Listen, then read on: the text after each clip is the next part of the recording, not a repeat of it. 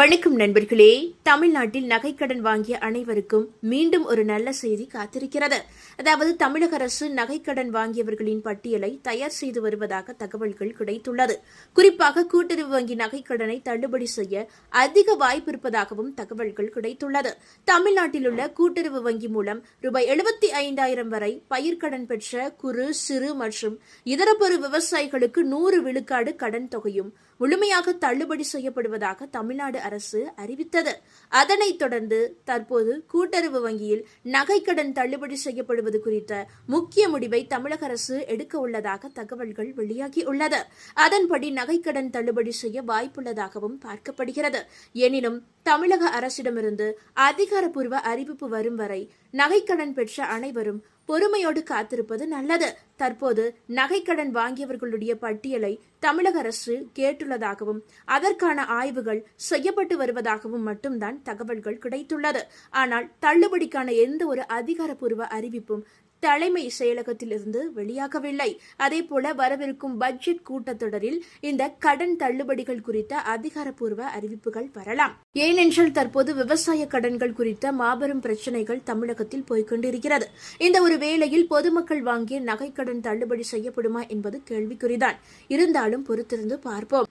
அதேபோல விவசாய கடன்களை தள்ளுபடி செய்ய வலியுறுத்தி ஜூலை 30 மாபெரும் ஆர்ப்பாட்டத்தை அறிவித்து உள்ளது விவசாய சங்கங்கள். அதாவது தமிழக அரசு விவசாய பயிர்க்கடனை முழுமையாக தள்ளுபடி செய்ய வலியுறுத்தி ஜூலை 30 ஆர்ப்பாட்டத்தில் ஈடுபட தமிழ்நாடு விவசாய சங்கம் தீர்மானம் நிறைவேற்றி உள்ளது. தமிழ்நாடு விவசாய சங்க மாவட்ட குழு கூட்டம் கடலடியில் நடந்தது. விஜயபாஸ்கர் தலைமை வகித்தார். தேசிய குழு உறுப்பினர் மாதவன் முன்னிலை வகித்தார். மாவட்ட செயலாளர் கருணாநிதி தீர்மானங்களை வாசித்தார். விவசாயிகள் பெற்ற கடன்கள் அனைத்தையும் தேர்தல் வாக்குறுதிகள் சொன்னது போல நிறைவேற்றிட வேண்டும். மூக்கையூர் கிராமத்தில் தனியார் உப்பளங்கள் அதிக அளவு செயல்பட்டு வருகிறது. இதனால் மூக்கையூர் மற்றும் 5 ஏக்கர் உள்ளிட்ட சுற்று வட்டார கிராம பகுதிகளுக்கு நிலத்தடி குடிநீர் பாதிப்புக்கு உள்ளாகிறது. அப்பகுதியில் 2 லட்சத்திற்கும் அதிகமான பனைமரங்கள் உள்ளன. ஆழ்கடல் மீன்பிடி துறைமுகமும் உள்ளது. இந்நிலையில் உப்பளங்களில் இருந்து வெளியேறும் கழிவு நீர் மூலமாக நிலத்தடி நீர் பெருமளவு பாதிப்புக்கு உள்ளாகிறது.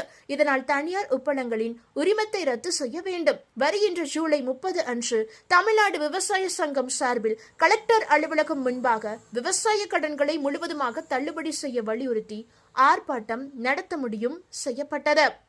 அதாவது பார்த்திபனூர் பகுதிகளில் விவசாய மின் மோட்டார்களுக்கு முறையான தடையில்லாமல் மின்சாரம் வழங்கி விவசாயிகளின் குறைகளை போக்க வேண்டும் எனவும் தீர்மானங்கள் நிறைவேற்றப்பட்டது.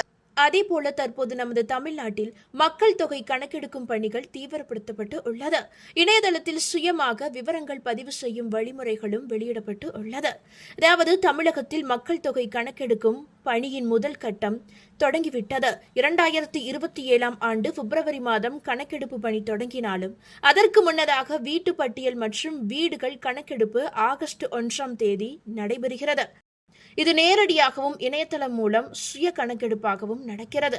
இந்த சுய கணக்கெடுப்பு எவ்வாறு இணையதளத்தில் பதிவு செய்ய வேண்டும் என்ற வழிமுறைகள் வகுக்கப்பட்டு உள்ளது.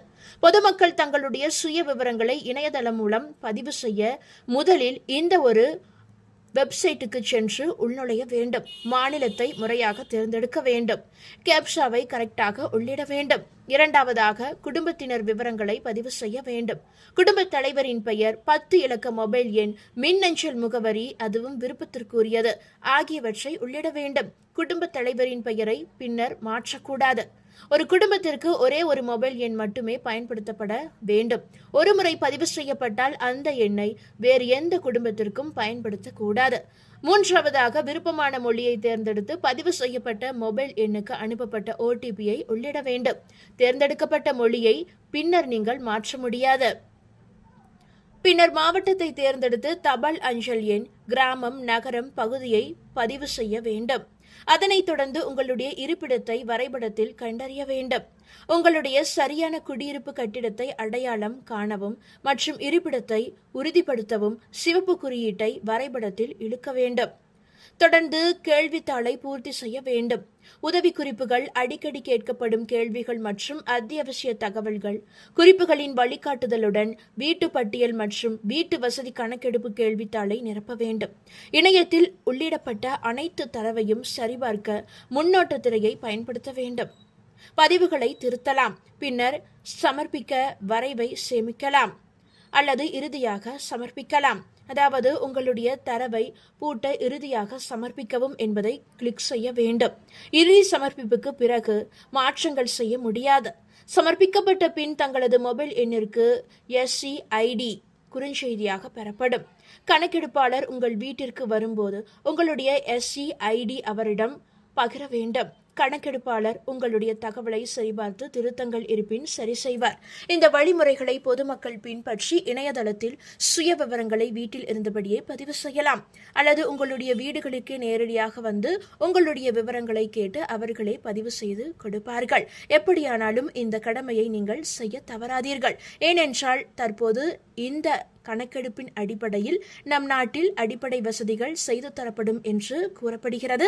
இந்த தகவல்கள் அனைத்தும் உங்களுக்கு பயனுள்ளதாக இருந்தால் மறக்காம இந்த வீடியோவை லைக் பண்ணி உங்களுடைய ஃப்ரெண்ட்ஸுக்கும் ஃபேமிலிக்கும் இப்பவே ஷேர் பண்ணி விட்டுருங்க.